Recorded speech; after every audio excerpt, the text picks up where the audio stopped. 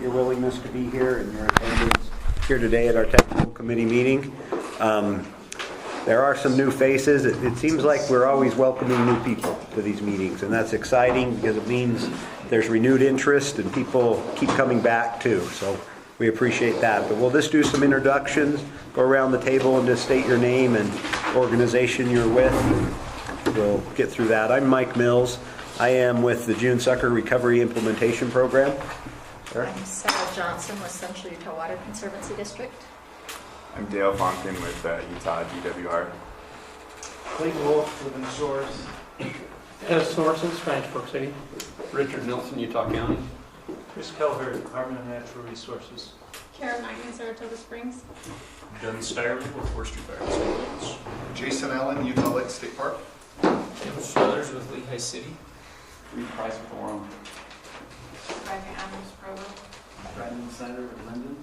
Mark Ogren, Provo City. Scott Daly with Division of Water Quality. Rich Nicholson is Provo City. Lee Chamberlain, Saratoga Springs Owners Association. Eric Ellis, Utah Lake Commission. All right, and then Karen Markovich, Woodland Hills. welcome. Again, we appreciate everybody being here today for our technical committee meeting. The next item on the agenda is to review and approve the Utah Lake Commission Technical Committee meeting minutes from our meeting all the way back in July. I got these late last night and truthfully haven't been able to look through them much. I don't know if others have had a chance to review them. Somebody would be willing to make a motion. I read them over. I'll move to. Okay. Appreciate that, Chris. Do we have a second? Chris likes them, I'll second it. All right, a second. All those in favor of approving those meeting minutes, please indicate it by saying aye. Aye. Thank you. Okay. That brings us to item number 3, just some brief project updates on several things taking place around Utah Lake. Looks like you're first up, Jason, on Okay. dredging and lake levels. Lake level,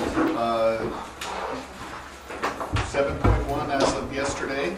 So with pride, probably not. We just went lower than the low point in 2004. So only 1992 beats us. Does the water, Central Utah, do you guys think that they can pump down to 8 feet? Is that the rumor? That's my understanding. Do you have any information about what they can pump out? Anyway, I've heard that they can pump until October 15th, so I'm making an assumption here that the water level will continue to fall until October 15th, until the irrigations are done. So, yeah, you can look out, could look out the window and see what we're left with. It is what it is. Loy's still getting out, and I've seen wildlife go out, and that's about it. So no one else is really getting out. Dredging, yeah, it is what it is. Currently, letters from Ivory Homes and us are sitting on each other's lawyers' desks to come to an agreement to take the spoils, and we're working through the process. We'll still a winter dredge, but we'll see how it goes.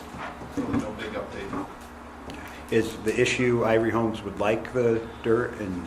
Yes, we had a verbal agreement with them, and then when we wanted everything in writing, we submitted a letter to them for approval stating that Army Corps of Engineers would have access to the area that we would put the material. Their development sits adjacent to some wetlands, and all of a sudden they lawyered up.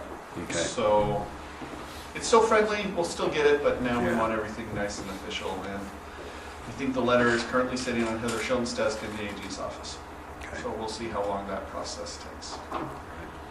So it's an ongoing issue. Great Salt Lake, they had to rework their whole thing because they've waited so long and the water level's fallen so much that they can't section dredge like they originally wanted to. And they're going to copy what we're doing, cofferdam it and go in with heavy equipment. So it's a whole big ball of mess. Okay. Yeah, go ahead. Jason. Yeah. Come fall, As in tomorrow? is it tomorrow? Yes.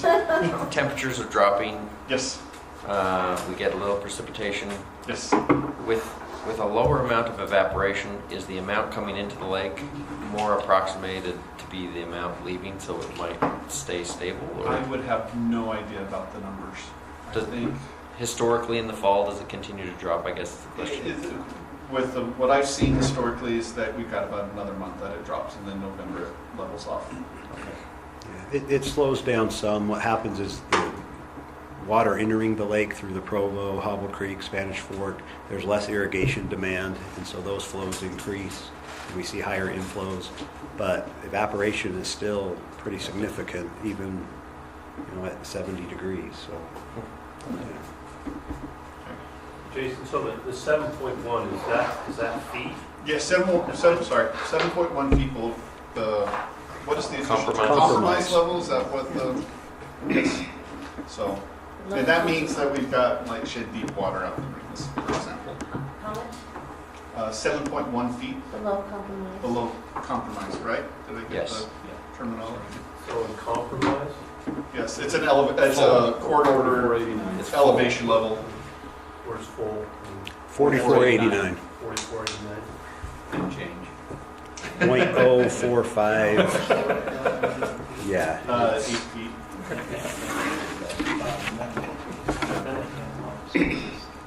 Yeah. Because those pumps are controlled by what water user group? The Jordan River users, or is it It's Central the Utah? Utah Lake Board of Canal Presidents. So it's multiple canal companies up in Okay. Salt Lake Valley who all cooperatively participate in that pumping station. They are collectively known as the Utah Lake Water Users Association. Yeah. And they're the primary shareholders of water in the lake? Not all of them.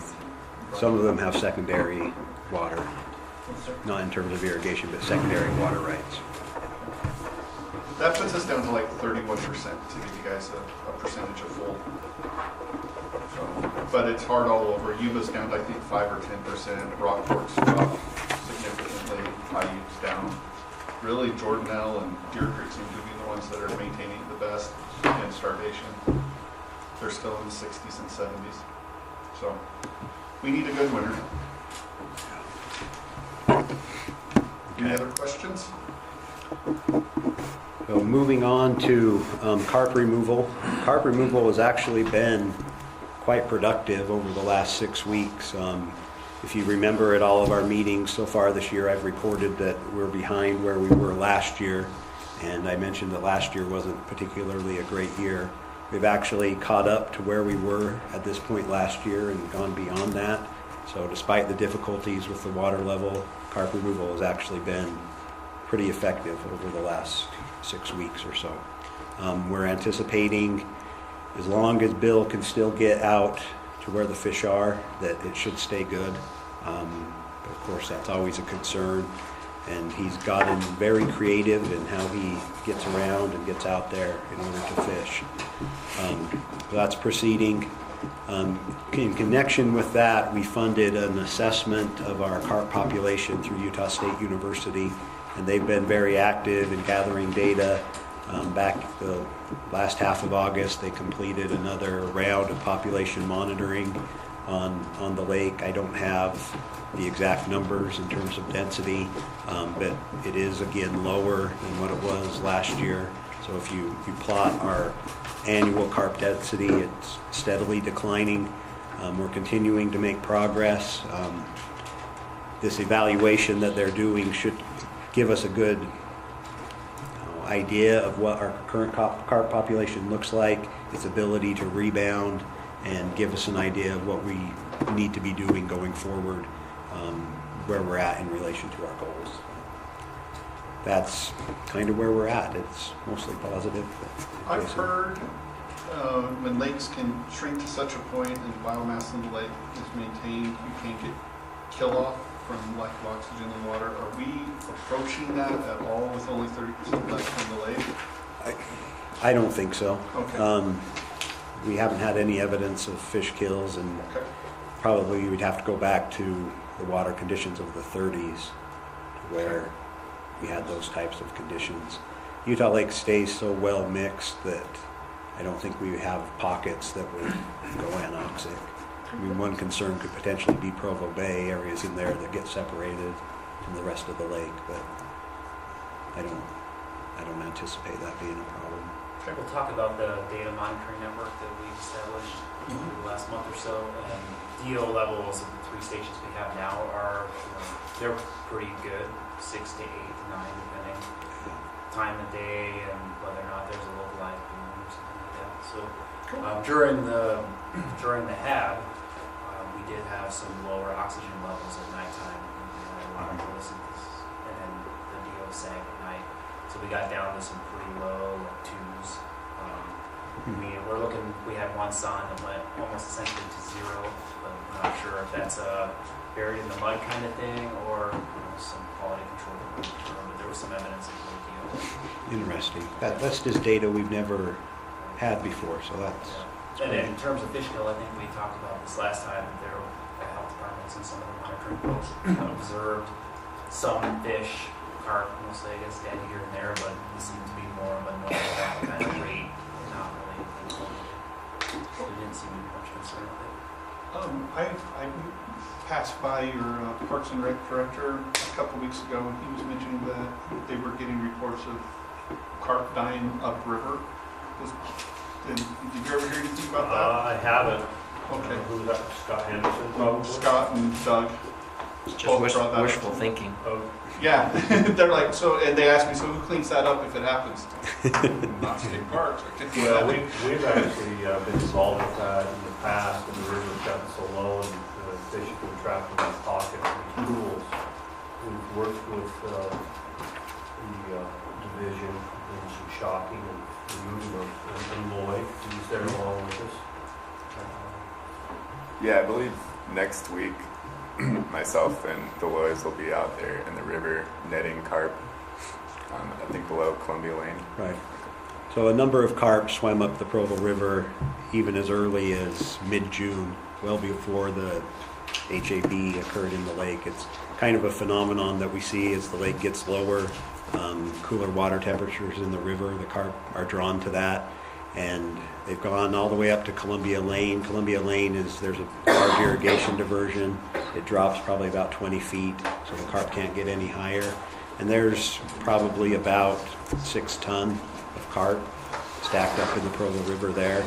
And so on Monday and Tuesday, Bill Loy, and with cooperation from Provo City and DWR, are going to go up there and remove those fish. That makes sense with the parks director, because that's right next to the park. Mhm. So there probably been some odor complaints, because of dead fish. Yeah, I've had a few. I think it's Doug is the one who Yep. I've talked to. Yeah. I gave him Chris Crockett's number, because I could think of who else has the bucket. Yeah, we've known about them for maybe 2 months now. I know there's a report just before the algae bloom has been going upstream. So. Right. So we'll go in there and take care of them. The concern becomes if they stay up there and water levels in the river drop to the point where they're stranded and start to die, become a big public nuisance. So, yeah. And just for my own personal interest, so the population survey the university is doing, doesn't Lloyd do that as well? Do you know how that's conducted? Loy helps them in collecting their data, Okay. but Loy doesn't cut open fish or age fish or do any Sure. type of research. He's just removing carp. The survey involves basically coming up with an age structure for our population, sizes at certain ages, looks at the ability of the population to reproduce, at what rate it could reproduce and rebound, how quickly, if we just stopped removing fish today, how quickly would we be back to where we started from, those types of things. But Loy helps in the data collection. It's more involved with Yeah, just counting the number of fish. exactly. Are they also radio tagging to see how fish are moving around in the current?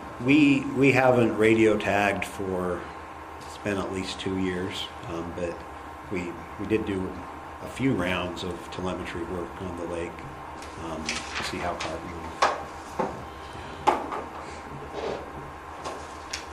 Yeah. thought of Bill Lloyd doing some statistical analysis. It makes me smile. Yeah. It'd be a fun report to read. Okay. Any other questions about CART? Okay. Eric? Okay, so if you look up at the board, this year's Phragmites removal took place and is just finishing up today, and we might have to come back again on Monday because of the storm that's coming in. It doesn't look like it's happening today. Finishing up on the Powell Slough, and then a section, can't even really see it, the orange, the northeast corner of the lake is also getting treated. As far as like, is Richard here? It's all gone pretty smoothly, right? There were 2 properties that we could never quite get through to the owners, but otherwise we got through. There was 6. We got through to 67 owners that had property within these areas, and they all were happy to have it done and gave permission and access to properties when we needed it, and that has gone very well. This year we've worked with the county on creating a restoration project that could create some mitigation credits for recreation projects that take place around the lake, and that proposal has been submitted to the Army Corps of Engineers, and it looks like it will produce a reasonable amount of wetland credits. So we're hopeful about that and what that can produce, and that will allow some of our other projects to be expedited without having to have that high expense of creating new mitigation credits. We're excited because it's something that we've been doing for a few years, and we have a report and history of it being successful. And this year was, I think, our largest project to date. We did close to 2,300 acres of restoration work. So. Say that again? Well, when we put the screen down, it's actually skinnier than this, and because I can't get much closer, I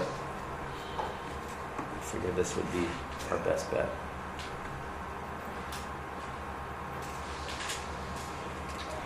So clarify the color.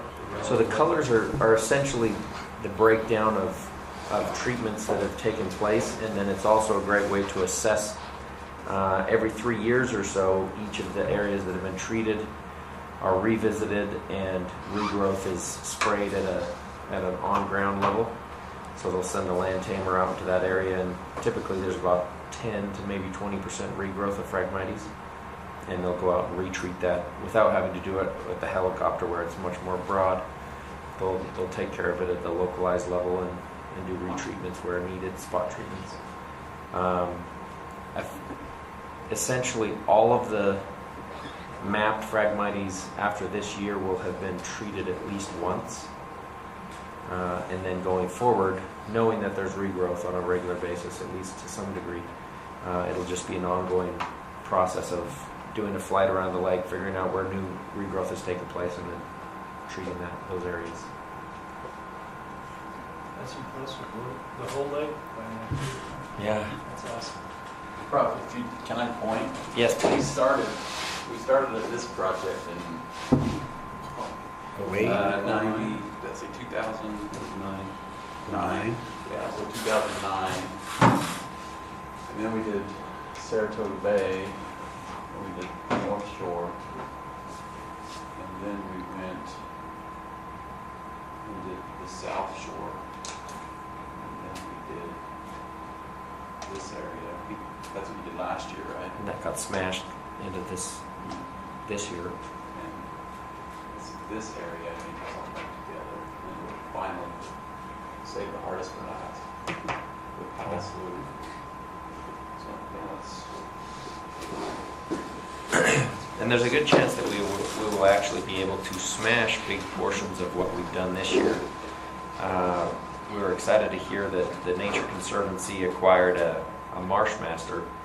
The land tamers, as agile and capable as they are, oftentimes get stuck when it's real soft, muddy areas, whereas the Marshmasters and what's the other, there's another name for another machine. Pardon? Truck sort. Yeah. So there's a couple other machines that are available, and we're hoping we'll be able to get a lot of this that has just been treated, smashed down as well. The smashing just kind of finishes the process and allows it to decompose much quicker as soon as there's water on top of it. So anyway, it's gone really good, and we're excited about it, and it seems that all landowners are happy to get that work done because it improves not only the usability of their land, but also improves the views out to the lake. When Phragmites takes over, the lake disappears. So Just a question on that. Is there any plan or thought to go upstream on some of the tributaries that come in? Because that's what I've noticed is, a lot of that just kind of goes upstream, and then I'm sure, over the years it'll just keep coming back. I mean, it's probably just an ongoing, forevermore type thing. But yeah, just to give you scope, Phragmites has come across the U.S. from the east and has invaded just about every freshwater body around, and so it's a huge effort. Aaron Eager with the county has worked with cities to educate them on how to do it, and sometimes provides chemical, and there's agreements with those various municipalities to help them with that. But at some stage it bumps into municipal jurisdiction, and responsibility is on them. Aaron is more than willing to meet with any of your city folks or landowners and help them know how to treat it. And in a lot of cases, if you have it available, he'll provide the chemical. Essentially, it's like a Roundup material. You spray it on in the fall so that it can hit the seed bank on top and work its way down into the root system, because they reproduce both through roots and through seeds. And then later, after the first freeze, they're able to get in there and start looking at smashing it. So that would be a similar process that a landowner would do. A lot of landowners like the idea of burning the material once it's done. The downside, we reserve that strictly for up near the pump houses where the biomass would clog the pumps. The problem with burning it is that it stimulates regrowth almost instantly, and so you treat in the fall, burn it, you've got to treat it the next spring, treat it the next fall, and hope to stay on top of the regrowth because of that burn getting it to regrow so quick. There's been some accidental or on-purpose burns onto the south end of the lake that I've been keeping, and I've never seen it regrow so fast. I thought I was really stoked when I first saw it burn. I'm like, that takes care of a lot of problems. Holy cow, that just came back with reinforcements. You can see where the burn was because it's just sweet lane. Yeah. Eric, if you spray it and then burn it like you would if you trampled it, does it have the view? Same thing. Somehow it the seeds can survive. It comes back angry. That's pretty much what it. So those areas that are getting burned It's are, like the blow. Aaron puts it on the priority list to do multiple retreatments, but that gets expensive when you're having to spray 3 times what you would normally just spray once. So. And these burn windows are usually fairly tight as to when we can actually do the burns. Yeah. Good luck with finding a window. We've been trying to get that area up North Burn for almost a year now. We're crossing our fingers that sometime this fall there will be a window and that we'll be ready to jump on that window, but it's tough. A while ago we were talking a lot about the legislative grant that the commission received through the Division of Forestry, Fire, and State Lands. I just wanted to give you a quick update on that. This one in particular is not part of that, but we're excited about the work that's getting done in and around the state park. Jason, I'm just going to brag about Jason for a moment. He put in a request for a grant that multiple agencies are going to be a part of to build a parking lot structure just outside of the park where the tail end of the Provo River Trail is, to the north where you know how if you come out and turn left and then you kind of go along Boat Harbor Drive, that corner, that entire corner from the parking lot of this trail all the way to the road will be a new parking lot with restrooms, a boat access, a non-motorized boat access into the river, Super exciting project, and we're hoping that next year or two we can get that taken care of and built. That'll be a neat community access point that allows people, you know, when they come down, you see oftentimes in the summertime cars squeezed along the side of the road there. It'll give them a place to come, you know, consolidate into their boat or the vehicle that's towing the boat, and then they can take that into the park and or use the trail systems that will be developed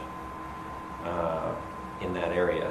Not only the Provo River Trail, but it'll connect that to the Skipper Bay Trail and the new Provo River Delta trails that will be getting put in over the next few years. So great idea. We're shooting to get a motorboat access grant to fund most of it. And we've asked a lot of agencies to participate. And I'm really hopeful if we can get everyone's names on the grant, everyone I can think pitch in a little. It should happen. I'm excited about it. Are there maps or something that will show people when they come the connections? All I've got is just rough ideas, but yes, in fact, the mitigation committee has an engineering firm online, and they volunteered. That's going to be kind of their contribution is to come up with those renditions. And we don't have them yet. We're not that far along. The next meeting, when is the next meeting? It's coming up here in a couple of weeks, and we're going to discuss it a little further. And as part of that, the Mitigation Commission is inviting multiple agencies to participate to figure out recreational opportunities and activities that will take place in the existing Provo River corridor. That it'll be diverted up near Lakeshore Drive, but that corridor, or the existing canal of the river, is going to be turned into essentially a community fishery. It'll be like a pond because it'll be dammed somewhere near the lake and then diverted upriver. And so that the levels will be maintained more or less at a good level. And then there will be interpretive signage all down that river corridor and fun river access points for fishing and other types of recreation. Will that be stocked then, or will It'll be stocked with, well, the idea is that it gets stocked as a sport fishery with fish that we normally wouldn't want in the lake because it'll be separated from that. So it'll end up being a pretty fantastic recreational opportunity and venue right here, and we hope to concentrate all kinds of stuff down here to make it a fun destination. So anything else that you'd like to talk about on the expansion? We don't have any new stuff on the major plan, no, right? We're stuck at the cost of the mitigation, the wetland mitigation. Okay. Well, which might be alleviated through these credits, Exactly. the bank that is created from our Phragmites work. This project you're seeing came with a hefty, what was the latest $14 million price tag, and a good chunk of that was wetland mitigation. So we kind of hit a barrier on that, so we're hoping that these credits will come through, and then we could proceed with the rest of the project. Kind of in holding pattern for now. Saratoga Springs Marina, a portion of that will be done this year, but efforts have been diverted to creating a secondary water source. So instead of expanding, you see the park area up to the right here. That area is going to be used as a dredge pond for this fall.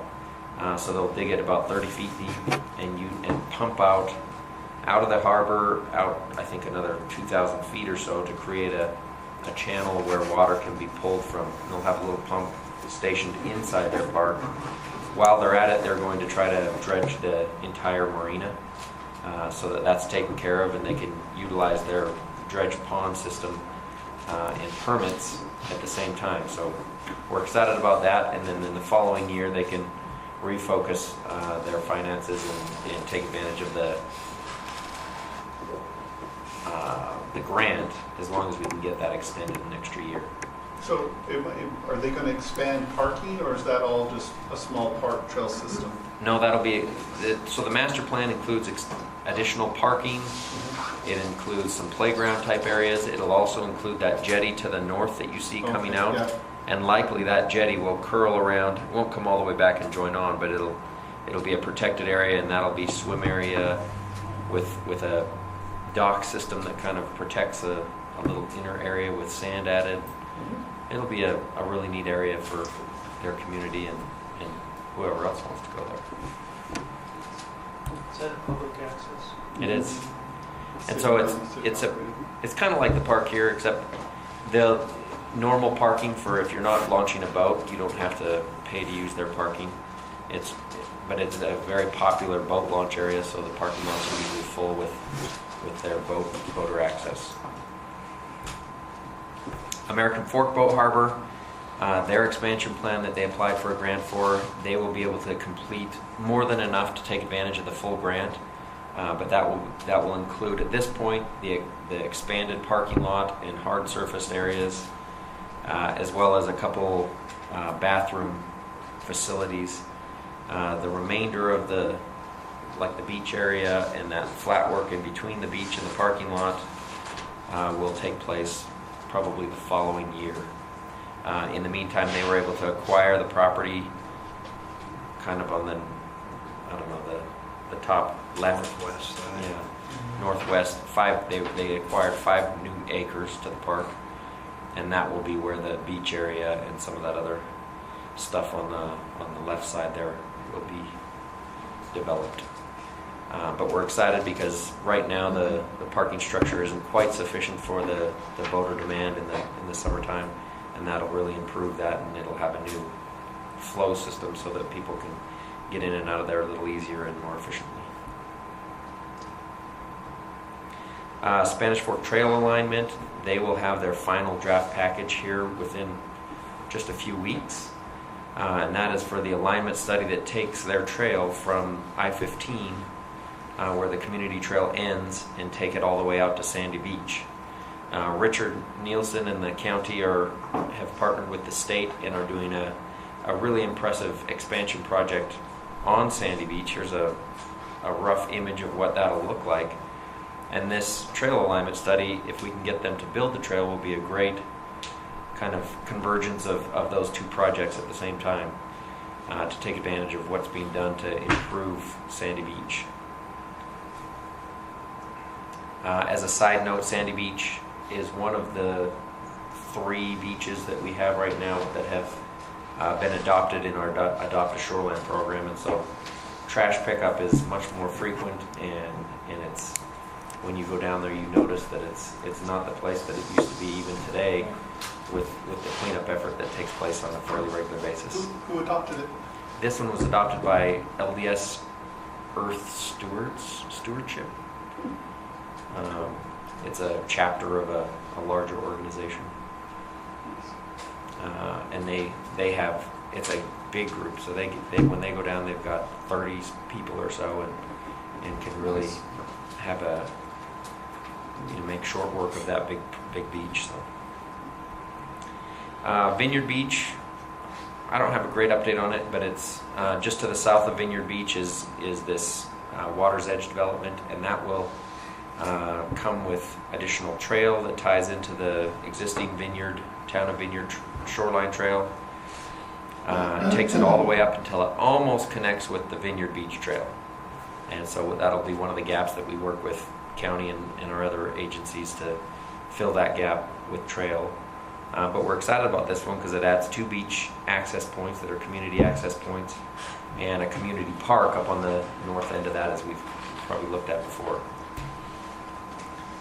Another big project that we're pursuing with the county and Mountain Land Association of Governments is getting the shoreline trail around the entire lake on the record, or on the books, so to speak, so that long-range plans can include that when any projects are happening through UDOT or other entities. They will be aware of this. At this stage, we're meeting with all of the municipalities around the lake to align this and make sure that it aligns with their municipal trail maps. Once we get that, we will propose that to MAG to include in their long-term plans. And we're hopeful that at a minimum we can go from Springville all the way up to the Saratoga Springs trail system in one continuous trail, and that once we complete that, I think that'll give us all the momentum needed to push on completing a trail around the rest of the lake as people get to enjoy that portion.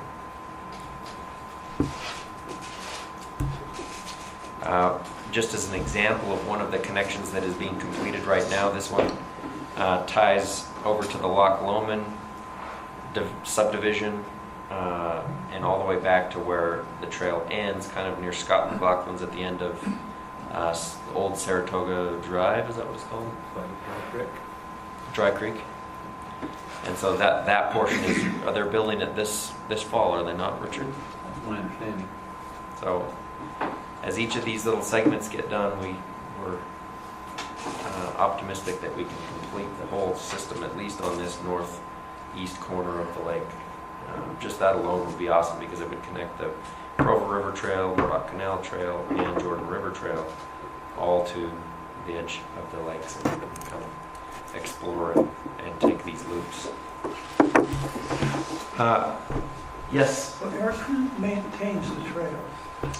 If we can get them to the specs of at least 10 feet, oftentimes the county will take over Right now, those. the county maintains the part east of the Jordan River. Saratoga Springs has the part south and west. The city of Saratoga Springs. The association's been maintaining the trail in our area about 3 miles. That little portion might still be. Yours goes You to guys, right now you guys own that section of trail, and we've been working, trying to get you guys to deed that to us, and then we will then deed it to the city. So right now there's been a hold up that I've been trying to work on getting that deeded, but it sounds like there's some hold ups with the owners association. But maybe we can talk after about that. Ben's forestry for our state lands, just to clarify. Were you going to say something? just what Ben said. Okay. Or similar. He covered it. It would have been a little more eloquent if you had said No, it. it was mine. I was just going to tell Dee to be quiet.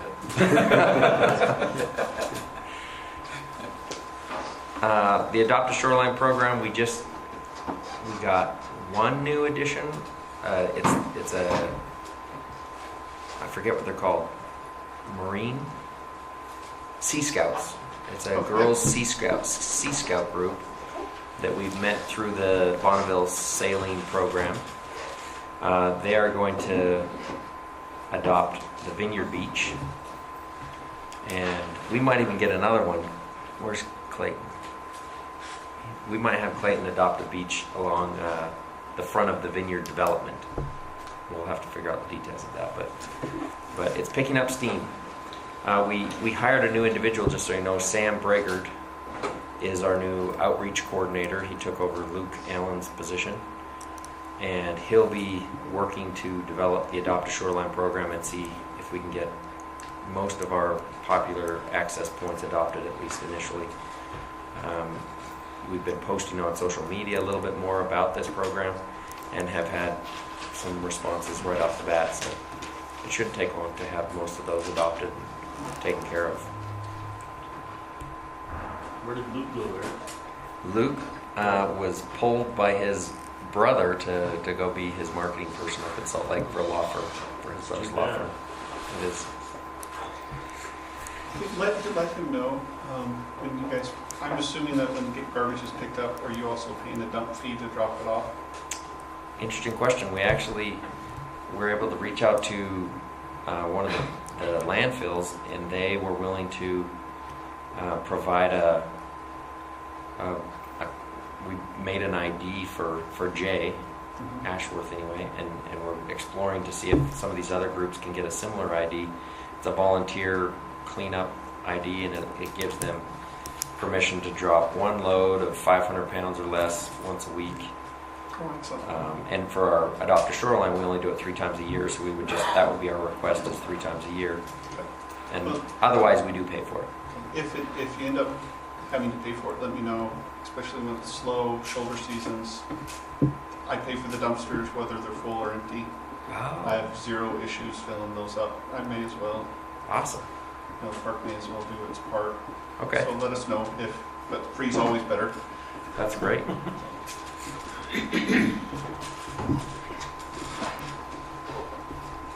Okay. The nature site, or nature center site recommendation came back with the two sites, essentially. The Provo River Delta project is the top recommended site for the nature center. And then some work will be done in the Powell Slough area through this same contract with the consultants to draw up some towers and things like that that will be somewhat connected amenity to what this ends up being. So we met yesterday with the Utah Mitigation Commission to look at potential sites on the border of the Provo River Delta, and we have decided to put it on pause for 5 months or so. Come February or March, they will have already gotten their assessments back for evaluation of the property, and we'll be negotiating purchases of property, and at that point we will figure out which site ends up working. But we're excited about it. There's a ton of work being put into here. As we've talked about earlier, we'll have parking on the outside of the park here. We'll have two new parking sites in conjunction with the Delta project. So there will be lots of opportunity for people to come down and explore and enjoy the new trail systems that are being developed, and all the interpretive educational opportunities down here as well. So this will be a fun long-term project to pursue. And with that, I can turn the time over to Scott. I put this on there as a cheater so that you'd have something to talk about. Oh, is that the live site? It is. Oh, great. If this isn't, sorry, this is a screenshot of the live site. Can you have access? I could, but I don't know that I get very good access here. You should have connected. decent access. I just don't have a HDMI. Let me see if I can get it going. They can hotspot you. But it's really It impressive. should come up as ULSP. What's that? It's really impressive how much is going on around the lake. There is a lot of Big going. investments, big ideas. It's cool. Okay, so I'll just start with a couple updates with the HAB that's been kind of ongoing. It's kind of been maintaining a low level. There's caution signs still posted at all the public accesses around the lake, and I believe that the Lincoln Beach is still the only one that remains closed. We're still continuing to do, I think the health department's moved to sampling every other week. So from my data here today to give us a little bit of an update. But I haven't personally seen data in a little while, but I did hear that they're considering removing the caution signs from the access areas. We'll see if that goes out. Other big developments in the Hab area, Basin Lakes, Big East Lake is now recommended to not go in. I don't know if it's officially closed or. Okay, yeah, that's what I was reading in the paper. And then the other Basin Lakes are all caution level. So also Schofield seems to be slowing down a little bit. Still no threat to the drinking water supply really. And it seems like the boom is slowing down a little bit. We're still monitoring that on a weekly basis, I believe. And then we just received reports of another event in the Otter Creek drainage canal east of Richfield area. It's Upper Box Creek Reservoir. It's pretty well known, heavily. We have a TMDL for that watershed and those lakes in particular, and it's pretty well utilized by cattle grazing. Some pretty big nutrient issues in that area, and with low reservoir levels. Similar to what we're dealing with here. So we have that. Let's see. Maybe I'll Man, sure. It says last time we met, we had mentioned that the Utah Water Quality Board gave us some funding for. That's weird, you can't see here. Gave us funding for a telemeter network for water quality signs, and we've purchased some, I don't think I have any pictures of them, but purchased some big kind of Coast Guard style buoys that are located at these locations. We select these locations just to try to get a good representation of where we have been noticing, a lot of the big bloom activity. In the southern area, the Lincoln Beach and Sandy Beach areas were some of the hottest concentrations we've seen all summer.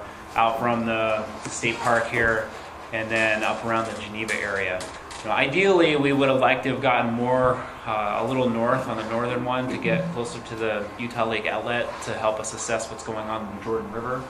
But we were limited by water level for the most part. It was really tough to get out there and put these in, and I think we're pretty lucky to have been able to get where we're at. But for each one of these, if you come in here and you click on them, it'll pop up a list of parameters here on the left-hand side. And I have our typical temperature that you see. And this is just going to give us a seven-day recording. I'm not aware of a way on the website here that you can go back and look at the entire record, but we have the data. It's all being sent through a Verizon contract to a hard drive in our office, and then transported to this website. We're also partnering with BYU and the iUtah program. They're helping us maintain the sondes, doing the calibration every so often, going to provide quality control of the data, and then they'll probably get into some relational statistical exercises with the data to see if they can predict any kind of trending going on. So we're working through that with them right now. But if you are interested in longer term data than what you can find on the website, get in touch with me and I can point you in the right direction. But so for each one of these, we have temperature, turbidity is one of the really important ones that we see, chlorophyll, and you can kind of stack them up against one another. Some of the things that we've noticed so far that have been pretty interesting. There's been 3 or 4 decent, I wouldn't call them wind events, I guess, for Utah Lake standards, but it seems that when wind gets to 20 and gusting to the 30s and 40s, we have a pretty big spike in turbidity, right? It kind of makes sense. And then for some of the bigger events, you'll see that the next photosynthetic period, chlorophyll will pop up. So we first have a trigger in turbidity that doesn't appear to be related to chlorophyll. Because turbidity will pick up that color change with the additional chlorophyll or the pigment from the algae in the water. But it seems that the turbidity might be encouraging algal growth in one way. It's something we want to kind of look at as we get into this a little more. It's stirring the nutrients out of the sediment. Right? What's that? Yeah. Pulling the nutrients out of the sediment. Yeah, I kind of, or putting the nutrients in the place in the water column that are available for photosynthesis. So if the nutrients have settled to the bottom, or there's something sediment relationship and it's kind of settled out with calm periods, then that would remobilize it into the photic zone. Or I don't know, it's kind of an idea. We're not real sure what to make of it yet. A little bit counterintuitive to what we've thought, that where water clarity would increase, and that's what spikes that water clarity improves enough to cause the growth. It's kind of a reverse relationship that might be something we're going to look at. So we have chlorophyll. We can look at dissolved oxygen. So throughout the day, and here's a question earlier of oxygen concentrations. We're hovering at this state or station out by Bird Island here. Around 8, dipping down into the high 7s and then up into the 10s. What is good? This is good. One way that I look at these, if you pull up the saturation, high oxygen concentration is not always a good thing. Minimum concentrations, fish need a certain amount to be able to survive, otherwise they suffocate. Sorry, I don't have all that much room on the screen here. But saturations of around over 110% are concerned, meaning that there's too much, it's an indication that there's too much oxygen being pumped into the water body. It's an indication that there's some kind of algal growth, or so photosynthesis producing excess oxygen above what you would normally expect.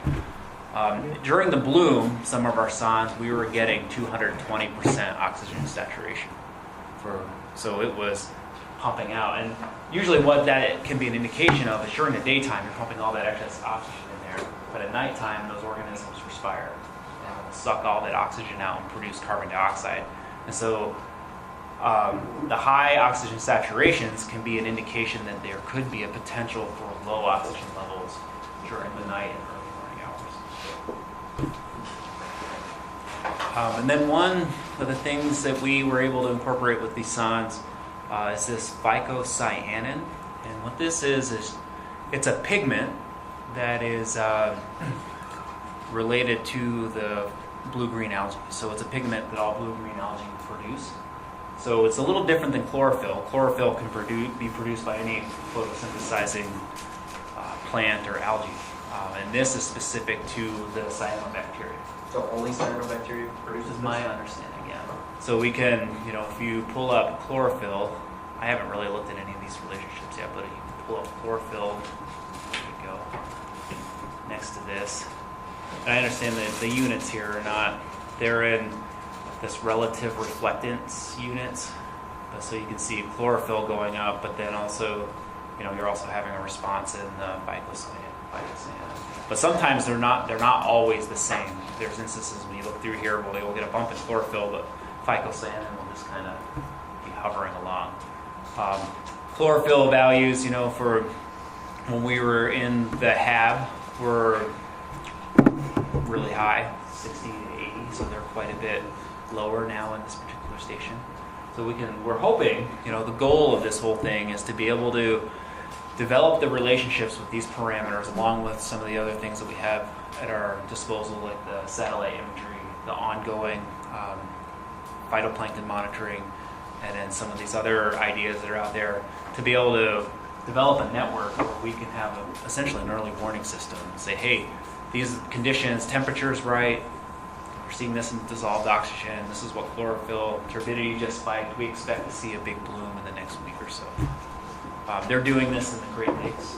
Lake Erie has a pretty good network. They have an algal forecasting. So it's kind of where we'd like to go with this. And Utah Lake just happens to be, we've got this funding here, but there's a broader initiative to do some of this work on other lakes and reservoirs throughout Utah through some additional EPA funding that we received about the same time as this. How long do you plan to keep them in the water?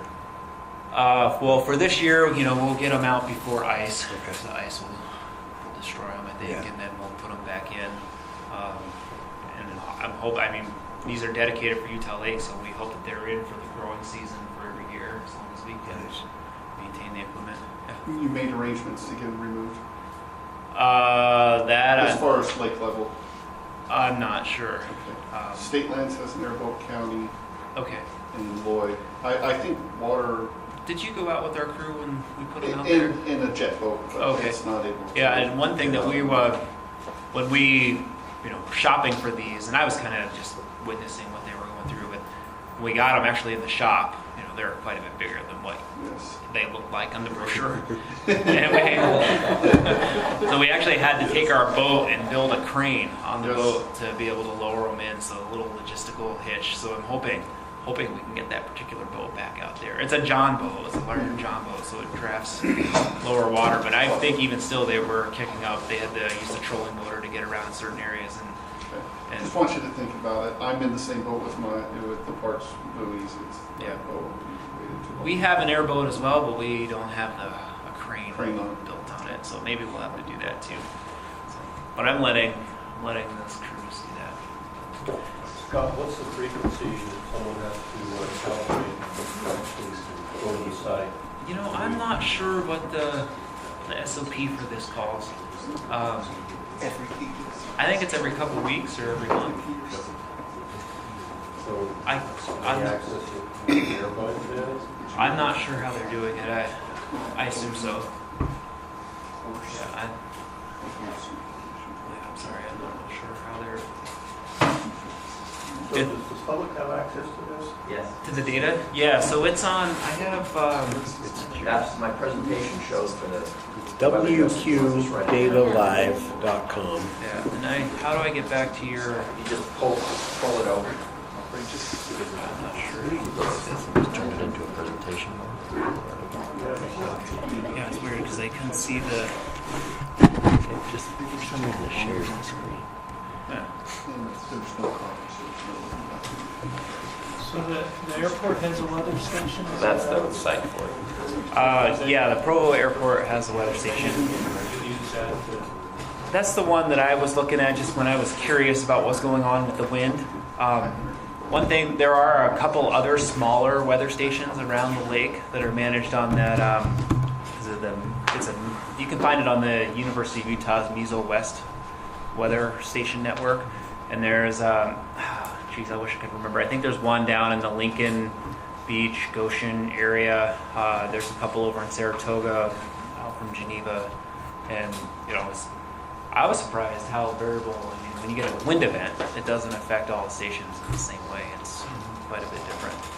So you can have a pretty big event at Provo and then, not really see it in Saratoga Springs. Have you seen the sign that USGS has on the Great Salt Lake? The one that they just installed on the I think they surplus just put a canal? new one in. No, they've had one out in the south portion of the lake for several years now. Okay. And it's pretty impressive. I'll send you the brochure they gave me. It does weather station stuff, does wave height, wind right there at the site. Okay. It's pretty cool. Yeah, and I was thinking that Probably would a be. little more pricey than Yeah, this one. we have the capability. We don't have the funding, but we have the capability for each one of these buoys to establish a weather network. We can do temperature, relative humidity, solar radiation, precip, wind, all that stuff, and then have it transferred in the same data network. But the funding for that would be, I can't even imagine what it would cost. Probably 10,000 or more per buoy to get that going. We had talked with USGS a number of years ago now about partnering on putting one of those signs out on the lake. And it was 50-50 share kind of thing. At the time seemed like a good idea. That might be something that we look to pursue, because I know the sailing community and boating communities have asked us to think of some way to create a weather warning system. So if a big windstorm is hitting the lake, some way for them to know that and know to leave. I don't know if on the lake is going to help us. Yeah, Jason. Well, when 4 years ago, and I actually got a call from NOAA just actually on Thursday, because we talked about the same thing for search and rescue efforts and boating conditions, and their biggest hang-up at the time was they need an additional station in the southwest corner of the lake, down by Eureka, Goshen, whatever that little town is, and they didn't have funding to set it up, and they wanted us to go fish money from UDOT and other agencies to purchase the unit that would help Because monitor the oftentimes weather. windstorms are coming from that side. That's the one hole in their system, and that kind of ran us into a brick wall, and I haven't revisited it since then. But you'll find them very cooperative. They want it. They want to be able to participate and help. It's just funding, as always. One of the other things I thought would be interesting to do, I don't know if it would help with this, but to have a webcam on each one of them. We'd have the capability to do that too, but again, the funding, you can see what conditions look like, and that could be useful to your recreation community as well. Is there data associated with your Verizon plan on these things? I guess it's seeding data like a text.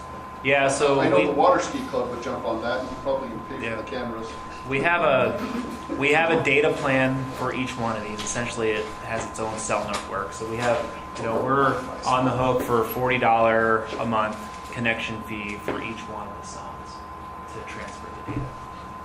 So it's essentially just like your data plan on your cell phone. Do you think you could find out how much, if there's wiggle room in how much data that plan has, and so we could put a camera on it if we worked with the Water Ski Club, would remember to purchase those cameras? Would there be enough room on your data plan to broadcast at least, every 5 second clip, still shots or something like that? Or even, I think these songs are collecting at 15-minute intervals, but I think the data is transferred once an hour. But even then, I think that the voting community would like to see something like Yeah, that. I can. Well, and security too, it's only a matter of time before you get vandalized. I know. Okay. And I, And the photo. The camera up top might shy people away anyway. we're doing a mercury fish tissue remediation project on Newcastle Reservoir in southwest Utah, and we have we did an experiment with USGS where they put a climate gauge out there, like we were talking about, and establish a flow network. But then we also installed a pump to. It's a deep reservoir, so we have an issue with the thermocline and the hypolimnium going anoxic, and that's what's pumping or transferring the mercury to methyl mercury and then accumulating fish tissue. So we put a pump in there to do some aeration, essentially, pull bottom water up to help reduce those anoxic conditions for methylation. And the panels get shot out all the time. I mean, you can hit them with a rifle. It's only a few hundred meters from the shore, and people. But luckily, the company that provided that equipment has a data or a maintenance plan with us, and we had to pay for it, of course. But the vandalism, I think, could be an issue. So far, they've been out a month or so, and we haven't had any issues. But I've always thought the same thing, but surprisingly, they're pretty gentle. You'll get them occasionally every few years. You'll find a buoy shot up or a dock that's got a burn hole in it. yeah, far Pretty fewer good. people go out on watercraft with rifles than they do in southern Utah. Especially in open water like that, out in the middle of the lake. Questions on this? That's what I have for the data network. Thank you.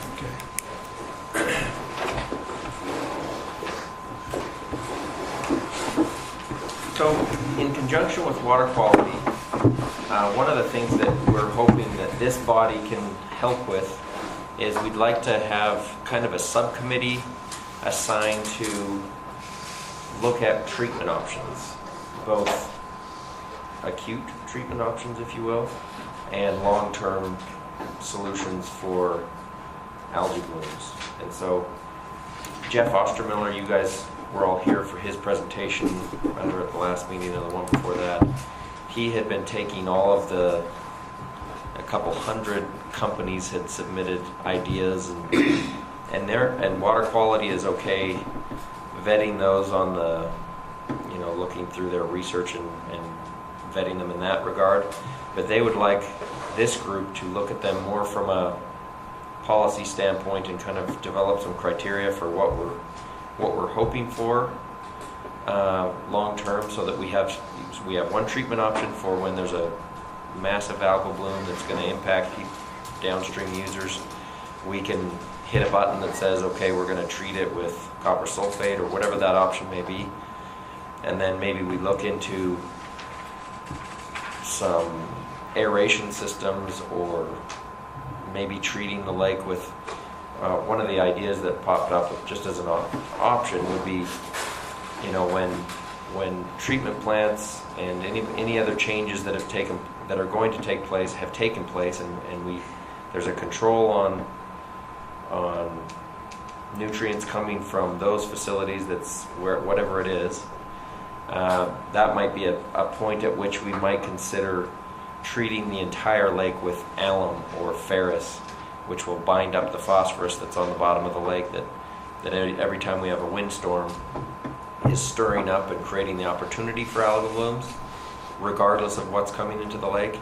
That might be something that we look into, and it would be nice to have all of your input so that we'd know whether that's a valid option, whether we want to bind up, I don't know how deep it goes, maybe an inch or two, bind up the phosphorus on the bottom, because it can't disappear.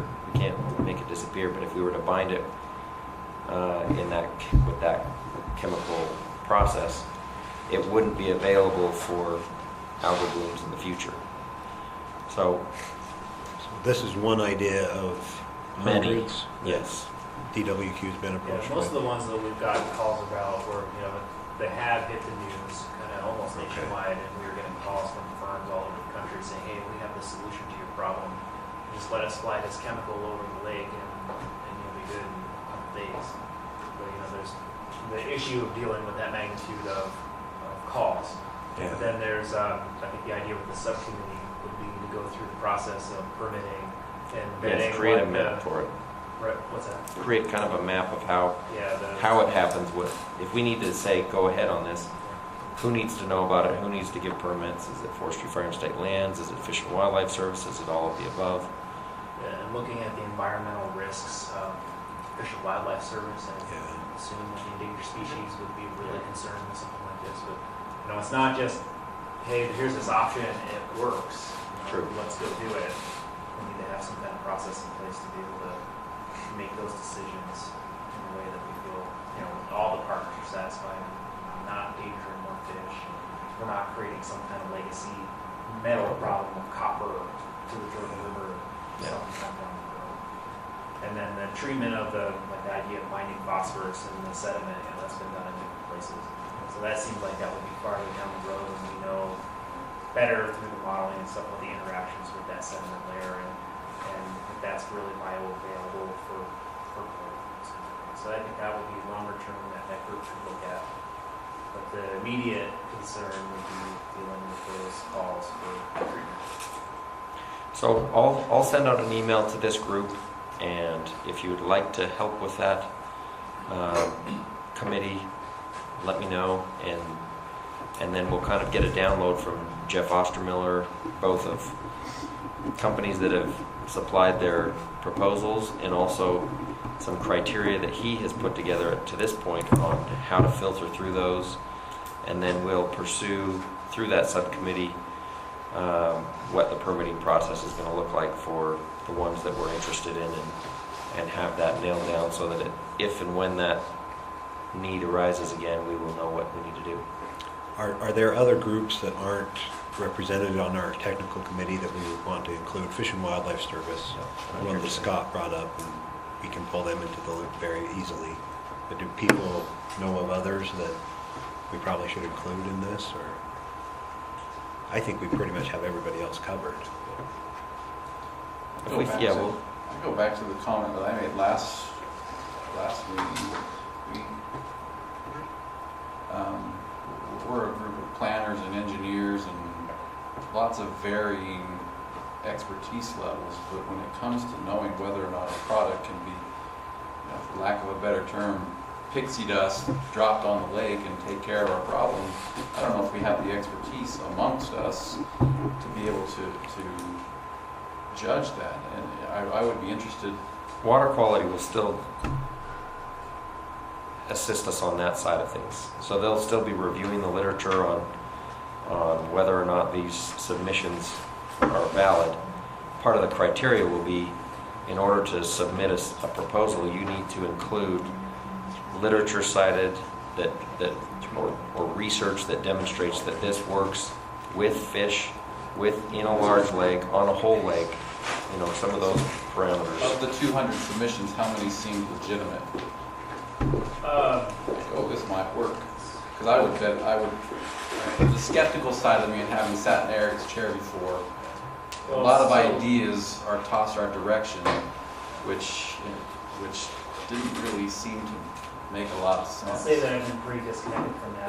Alum treatments and some of those other things will kill these organisms, but what we get concerned with is the fallout or the unintended consequences that these things are known to have. I also question the practicality of it. Look at that map for Phragmites, see what a small area when compared to the entirety of the lake that we've treated over the past 7 years, 8 years.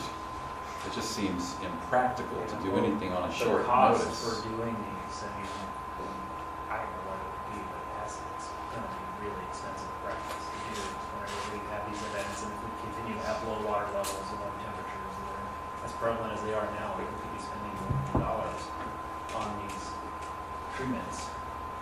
Yeah, I don't know. Our view is that we'd rather pursue the Utah Lake study and really get into what nutrient loadings are, what they can be, and how that affects the growth in the future.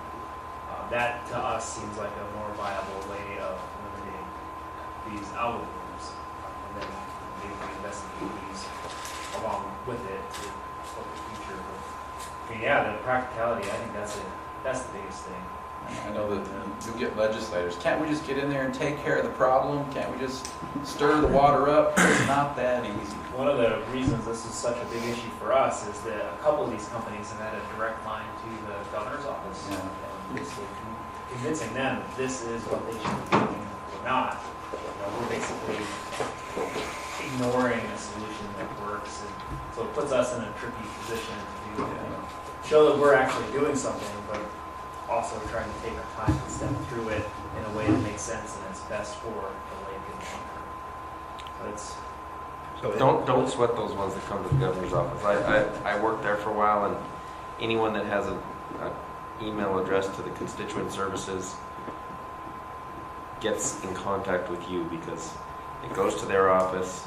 They say, who deals with this kind of stuff? Water quality, okay. And so then you at Water Quality get an email from the governor's office staff, and you guys go, oh, we gotta respond to this. But know that they're okay with you giving a reasonable response. You don't have to stop everything and make that happen just because it came. They're sending it to you because they have no idea what to do with it besides send it to you. And then your budget will be cut. Well, I'm not saying disregard them. Disregard them. Just say we're looking into this. We've got lots of these requests coming in, and they'll be happy with the response. Back to my original comment is, I don't know if we would need to rely heavily on DWQ's Yes. expertise and recommendations if we were to weigh in on how effective any type of treatment would be. I think one of the things this group might be able to do is look at the practicality aspect before we look at any proposals. What is really, cost benefit kind of thing. What are we willing to, say is for eliminating an algal bloom that might last 2 weeks. Right. What's it worth? And I agree with what Scott's saying is, I would be looking at the solution and solving the problem and looking at the Band-Aids. But having the answers to that I'm Band-Aid not is... opposed to looking at the Band-Aids, but I think before we look at them, we should develop the criteria that we would use to assess them. And that's what this group will do. So figure out, what is it going to take to make this happen? What are some approximate costs that we're losing when the lake shuts for 2 weeks? How much does it cost for for companies downstream to purchase water elsewhere? And so figure out those costs, and then say, maybe they'd be interested in paying $100,000 for a Band-Aid to keep that water flowing. Mm-hmm. But if it's going to cost $2 million, they have no interest. We have no interest in. We wait 2 weeks. In the Herald today, Professor Merritt put in quite a good article. And I have to agree with you. From the wastewater treatment plant, we've been taking a heavy load from the media and the state. I calculated all the phosphorus per day that the plants are putting in, from Goshen all the way up, 25 milligrams per liter per day. How many milligrams per parts per million water is out there? And they say, they've made the comment that 75% of us, we're 75% of the problem. I don't see how 25 milligrams in trillions of milligrams out there already, that we're the problem. I've been asking for, it's frustrating. I want to know what the environmental impact we're going to gain out of this compared to the cost. Are my people in my city willing to pay that much more? They say, well, you can treat it for pennies on the dollar. But you can't, because the chemicals cost you between $300,000 to $500,000 a year. What gain are we going to get removing 25 milligrams per liter? Nothing. Dr. Merritt put that in the paper too. His comment also was he don't think it's possible to treat it. He's just going to have to deal with it with Mother Nature because she creates it. And you're talking about effluent, or are you talking about the lake itself? All the effluent. Effluent, okay. I mean, The real problem I see is just Mother Nature. The farmers helped with that, but this problem's been happening for so long that nobody's ever can't calculate it, I don't think. I remember being a kid 60 years ago, we skied the slime of Utah Lake. That was an algae bloom, green, over your leg. Bad. You can see right where you went. But nobody said a thing. We didn't get sick. You know, I'm thinking it just doesn't. Nobody's answering any questions. I would be on board with this 100%. If they could put actual good data together, or they got the models, to see if removing that from making people in town pay that much money, and they're going to lower the limit from 1 milligram per liter, which is, they're saying $3 to $4 a day, you know, treatment. But you don't count the chemicals in the long term. They'll lower it down below to 0.05. And that's going to cost us, people in Spanish Fork, upwards around $50 a month extra just to treat that. But what gain are we going to get? I don't think you'll see a difference. I don't think any of us can answer that question That's today. right. Scott has, and all of Scott's That's the whole shop. purpose of the study. Right. Well, I know. Just to figure out what's going on, but you know, there's a couple. But we're being things- forced to do it before we even know anything. Yeah, well, a couple things that are going on here. You know, there's the study, right, to try to figure out what's going on with Utah Lake, but then there's a larger effort that's driven by the kind of a national momentum to put nutrient controls in place, and that's the technology-based limit that gets you down to 1. Right. That's being asked of every treatment plant in the state, you know, just as the hold the line. And this is what we can do. We think pretty reasonably that this will get worse with population growth. As we, you know, double and triple our population over the next 50 years, we're going to be adding in that much more wastewater, and we can easily be growing a lot more stuff out there. So that is kind of the first step to just hold the line. And, you know, cost-wise, I think there's a huge benefit, but the cost for that particular step, you know, depending on which plant you're at, you know, it's not that big of a cost. There is a cost to the, obviously, I the rate understand. payers. And I like that And- kind of hold the line. Yeah. I don't think it's going to hold the line. I will as far as population growth goes. We won't be putting any more out. But who's going to stop the farmers from over fertilizing And that's, and the runoff there? you know, we've been dealing with the non-point source part of this. I mean, the 75% that you mentioned, the wastewater plants are 75% of the problem. I wouldn't say that it's 75% of the problem. It's just that of the stuff going into the lake, discounting the stuff that's already there, that 75% is coming from the wastewater community.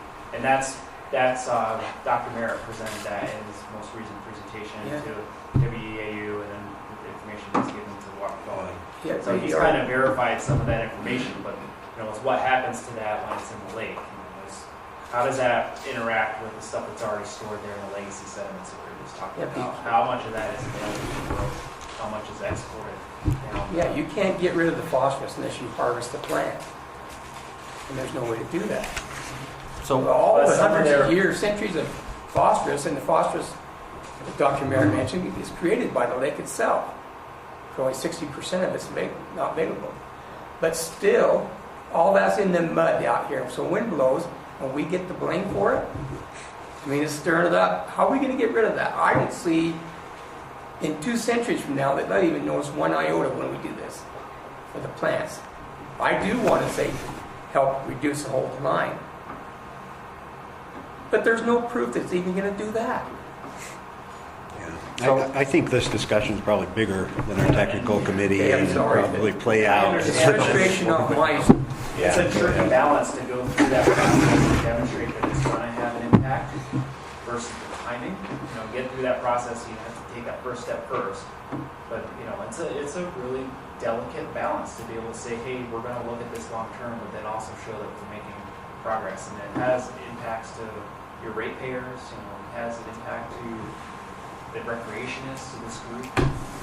But you know, it's pretty clear to me, and I think the rest of the group would agree, that what's happening out here now definitely needs we need to look at it, and we need to, it's not something we can just turn a blind eye. We do have quite a bit of information that this stuff has changed through time.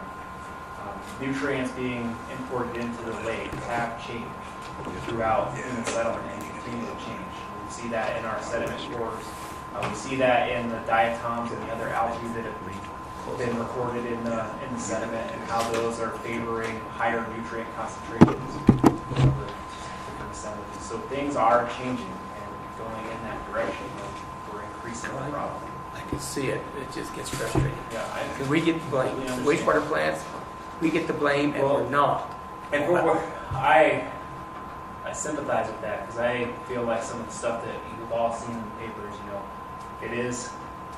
there is the loading number, but it's not the whole story. And I just kind of wish that some of that had come out in a little different way. It was nothing new, but it seemed like fuel was being added to the fire, but we didn't necessarily need to do that. So to answer your question, there's some unanswered questions on point 4 of point 4. We have an opportunity as a technical committee to form some of the research questions. They have not all been settled, the research questions that Division of Water Quality is going to pursue. So I will send out, I think that it was our last meeting that we kind of looked at some of those potential questions. You all have an opportunity to guide that research. So if there are specific questions that we ought to be pursuing, add those on. The Division of Water Quality is interested and open to focus on the things that we see are most important. Frustration to me is I've been working with Reed for years, trying to develop these questions with Jeff Ostermiller and even Lehman Myers and his group with Darren Miller. And state, it just seems like it's in a flux and nobody cares to really do it. Something fascinating that I was talking with Division of Water Quality the other day, and a survey has gone out in the eastern United States and up north and down south, and they do a test where they'll send you an image, multiple images of water at varying degrees of scumminess, I guess, the kind of a green that you're happy about down to a green that you don't want to get close to. And they survey a number, a good sampling of the population and figure out what your local population is okay with. And we would like to do... How slimy is the community willing to recreate? And apparently up down south they're okay with greener water. And in the Northeast their standards are a little pickier, I guess.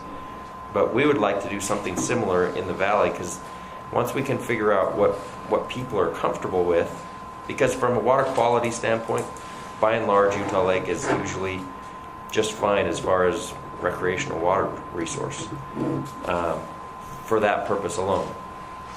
So if we can figure out what people are okay with, then we can figure out if there's something we can do as a long-term goal to aim for that. That'd be good. Right now they're tainted in their opinions because the media's been saying wastewater plants. But that's why we don't send it out as Utah Lake. We send out a statewide survey, not to the whole state, but do a statewide survey and say what kind of water are we okay with.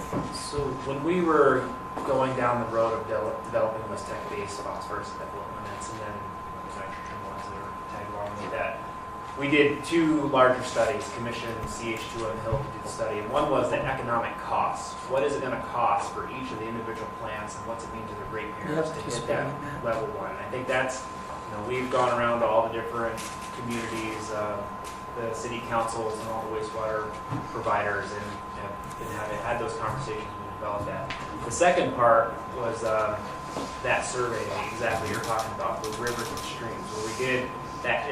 We call it the Hal Green Institute. We modeled it after a Montana study, and one of those ones down south. And we sent out photographs. We can get into more of this in a different meeting. I think we're not prepared to go too much detail, but it's mostly for benthic attached algae to the bottoms of streams. And at what point we sent photographs that were tied to a certain concentration of those algae. Okay, so it was chlorophyll as a measure. And so you had a pretty clear stream with a low chlorophyll value. And then there's a gradation of photos where you increase chlorophyll and decrease the water clarity, the greenness of the water increase, to where you get to the point where you're at really high levels of chlorophyll. And we use those in a survey and send them out to a large population and ask them when would they start making changes in their recreational behavior based on those photographs. They didn't know the chlorophyll levels, they didn't see any of that. And we're able to draw the conclusions from it. Here, if I can find them. So I'll turn around here.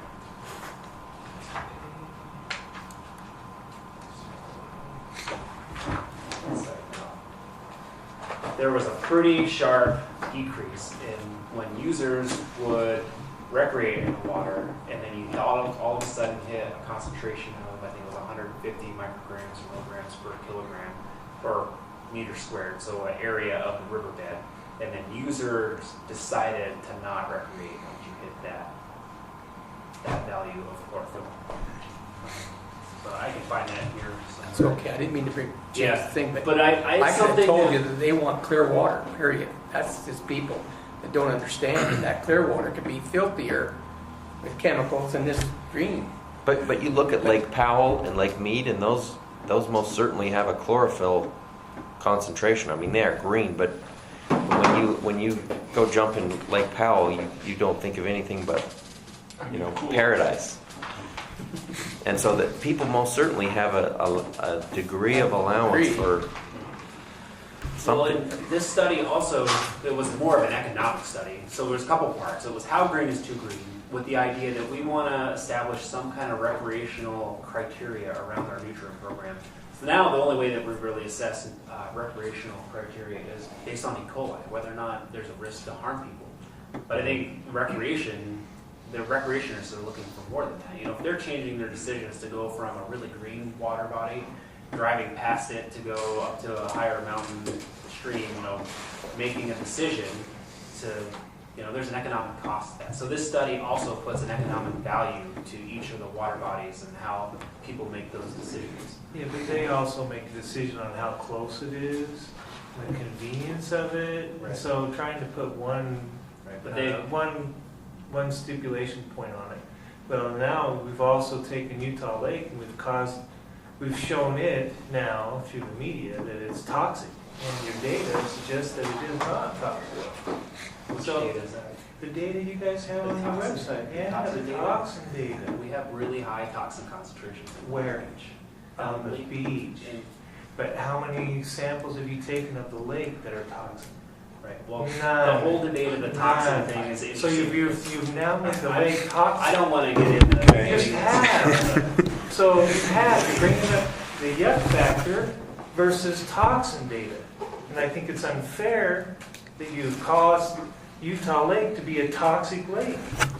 You've found toxins to be on the shoreline.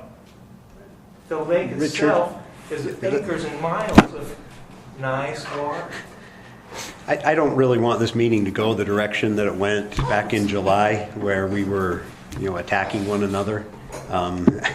So maybe we should probably just end the discussion here. The data say what they say. I do And- have a question though about this study, and this is not an attack, it's just a question of how the study is going to be handled. Walt Baker, after the last Utah Lake meeting, Greg Beckstrom and I, Robo, had a conversation with him, and he talked about how the study would be handled, and that, I think that's a valid question for this group, because he was saying, that it may be useful for actually the Utah Lake group to be actively involved in leading that study.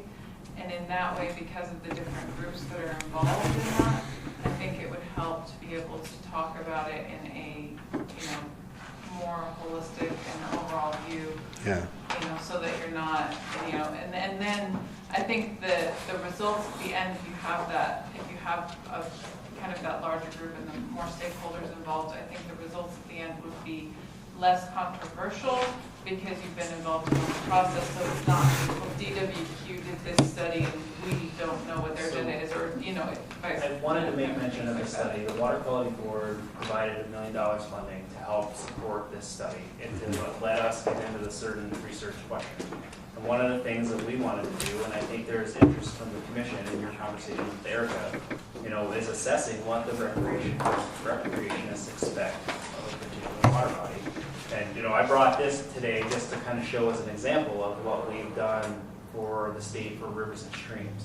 And we would like to do something similar for lakes in Utah, because they do make particular changes in what the recreationists expect. I think is an important part of demonstrating that the use is being supported. But yeah, with that study, the whole idea with this is that we have these general research categories, but to vet those to the stakeholder group and have them really zone in on what are the particular questions we need to answer to finish populating the model, right? So what do we expect from the CARB program in terms of water clarity? How will that affect the water quality model? And those kinds of things. We're also interested in, I think everybody else is, what the economic impact of the HAB was. I mean, the downstream water usage in the Utah Lake is more than just us sitting here looking at the lake. The impacts of the water usage downstream is a great number of people, so I think we ought to better understand those impacts. So we will be reaching out to stakeholders. I'm not sure, we have a bunch of larger stakeholder groups that we convene to kick the study off, and then we have these smaller working groups that we've been working with, modeling technical committees, data management folks, and a couple others. I'm not sure how that'll play out, who will work together to help assess those questions, but certainly if anybody's interested, we invite you to participate. We have the much larger group. We all met in this room back in November, and there had to have been 30, 40 of us that all helped kick this off, and it's great to see it moving forward. And the invitations to be involved, I think will probably all come to Eric and yourself. So. As long as it remains that open process and that there's transparency and that the group is allowed to vet not only the priorities but also the methodologies and make sure that everybody's on agreement with how we get there. I think that will help to make it a stronger result from the study and a more consensus built. One of the interesting things, Mike's familiar with this. When we started looking at Utah Lake for recovering June sucker, it's a shallow lake, and shallow lakes have certain ecological characteristics associated with them.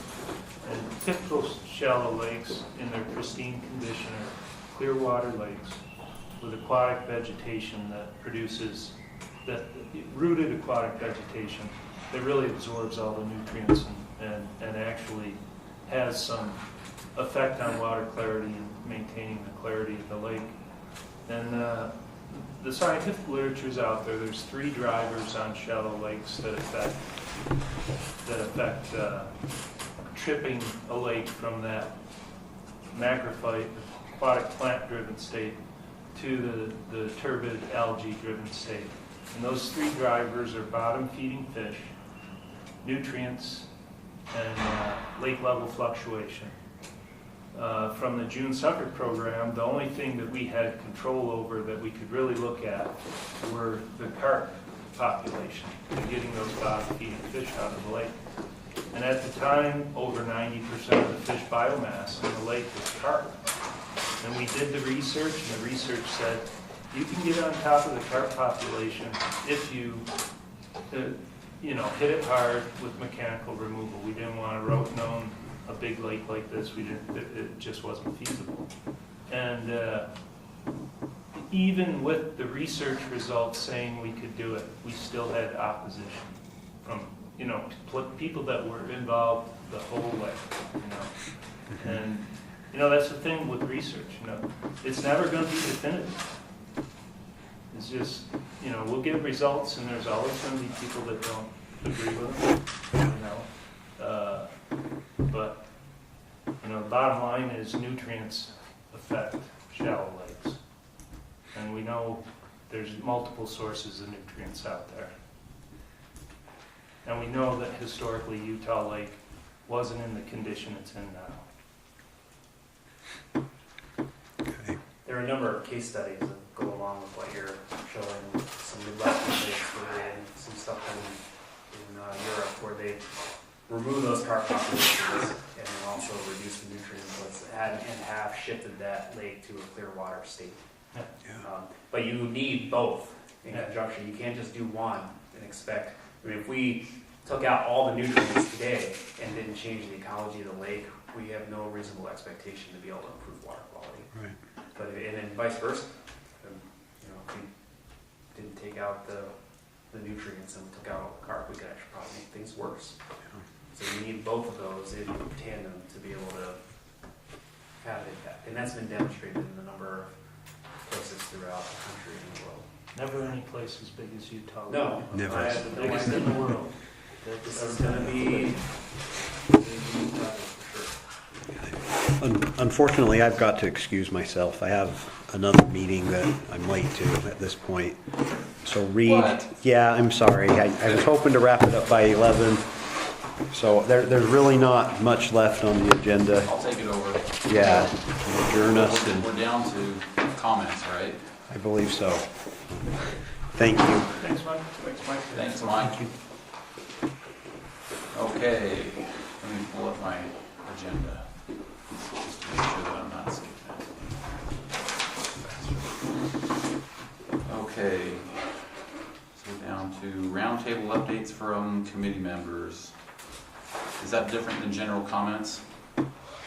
Not with this group, since there's no general. Anybody go around the room? Dee, do you have anything that you want to update us on? Well, I was gonna ask Mike a question about, but he's gone, but maybe somebody can answer that.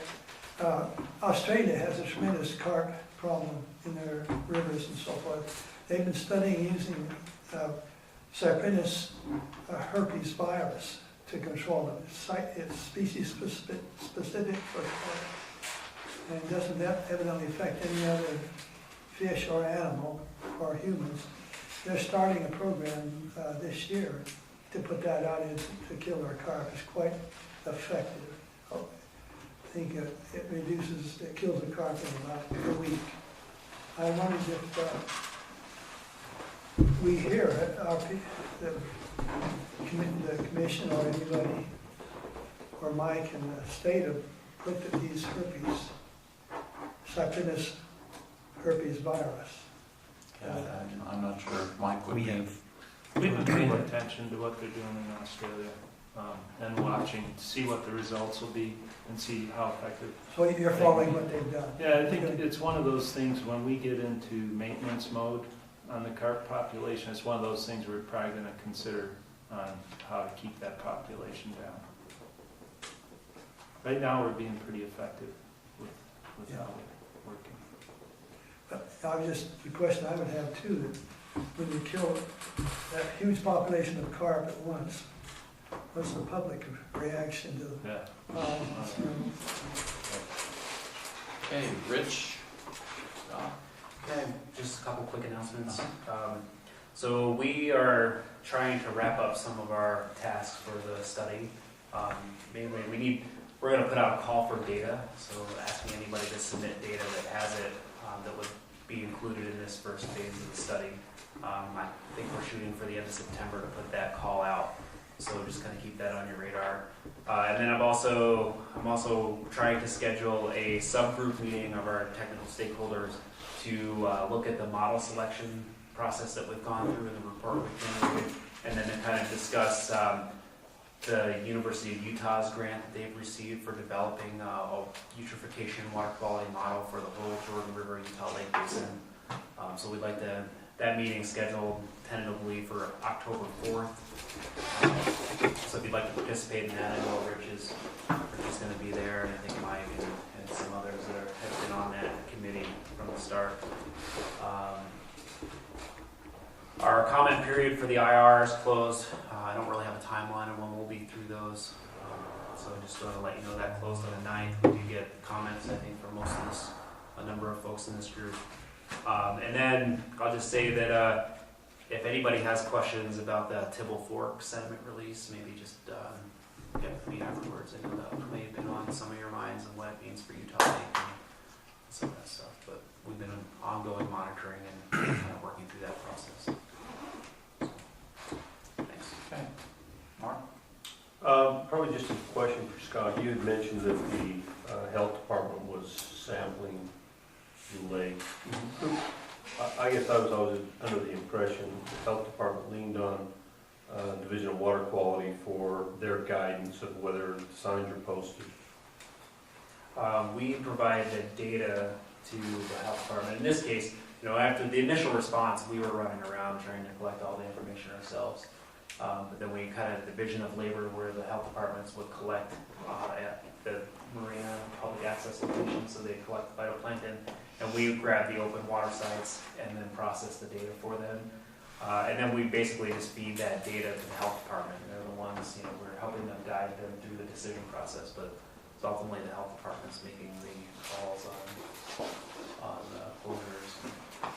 The press release that came out said that it was within the less than 20,000 cells per milligram, but that warning signs were still out. When was this? The 16th. Okay. And so I was confused why, if that matrix exists that says 0 to 20,000, nothing, 20,000 to 100,000, I'm not entirely sure. warning, 100,000 to 10 million. Yeah, like I mentioned earlier, I think they are planning to remove those caution signs, and maybe it's a response to that recent round of data with less than 20,000. But I can't say for sure. I was just surprised because the newspaper article from the press release said, it's on the decline, and I thought, according to our matrix, it's not there. It shouldn't be. We shouldn't have signs out. We should just be open. Yeah, I'm not sure, but maybe that's the reason they're talking about Okay. the signs. So does that answer your question? Yeah, so the health department is doing sampling, so are they following protocol and someone guiding them? Because that's not really their expertise. Yeah, they are. They're following the same protocol that the state uses and all the other stuff.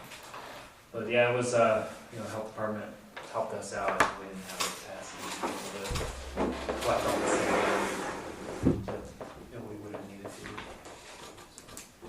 We've provided them a training and just Are those recent samples going to be posted on the state website with the rest of it, or is it just the early samples that were during the peak of the bloom? No, we've been I posting think that every was time. what's on their site. That's where we got their press information. We've been pretty quick when we get the results back. Like I said, the sampling is moved every 2 weeks. When we do get results back, we process those and post them on the website. Okay, because the data page last I saw was, back from, I guess maybe, the last one was the end of August, so, I'm just curious as to if those were being updated. Where do they actually post the results themselves? Right. I can look into that. I'm not sure. That's all I had. Brandon? Kim, Jason, Saratoga Springs. I like this side of the table. If Dennis starts talking, I'll kick you. Yeah, I'll keep a mouth shut. Anything else? Okay. There are treats. You were supposed to get sugar before the meeting began, but feel free to bring some sugar for your pre-lunch snack. Okay, with that, we'll be adjourned until our next meeting. Scheduled for Wednesday, October 19th. Hey, Bree, can I talk